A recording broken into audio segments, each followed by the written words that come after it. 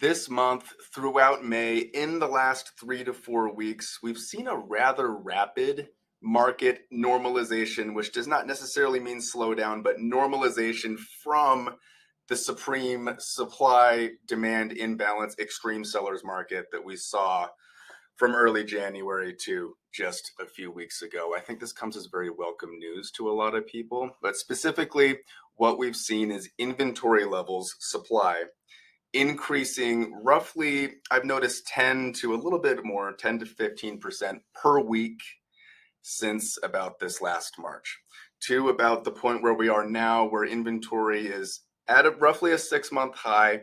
Almost, it's really close to the high water mark set in for all of 2021, when inventory started dropping off a cliff actually in early November of last year. So we're about right at that level. One very large difference between now and early last November, even though supply inventory is about the same, is demand is significantly higher. Demand over the last few months, while I mentioned the inventory was increasing, has remained relatively constant at a very, very high level.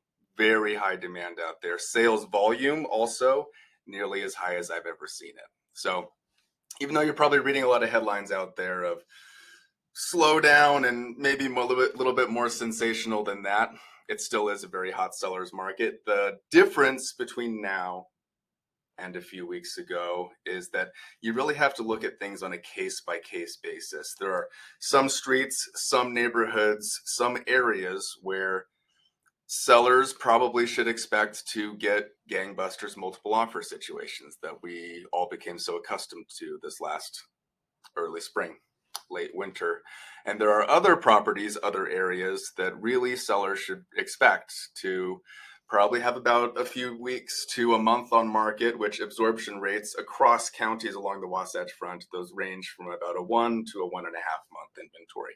So some sellers should expect to be a little closer to that. And to flip the context, buyers, the way that they're crafting their offers, the numbers and the terms that they're offering, really, it depends on the property you're offering on. So we're in a market right now that's just a little bit less, here's what you do, and here's the template for how to do it. And it just requires a little bit more finesse. So I know that I'm self-serving in saying this, but my advice, if you're looking to make a move in the next few months, which a lot of people are, sales volume is going to be extremely high through the rest of spring and through the summer. Just make sure to work with an agent that knows what they're doing, can walk you through what's going on your street, in your neighborhood, expanding out from there into the relevant areas, and the kind of buyer that you're seeking, and of course buyer context as well in that same kind of thing. Of course, I'd be honored to interview for the position, and maybe we're not a good fit. Happy to introduce you to someone that is, but want to make sure that you are well taken care of. Anyways,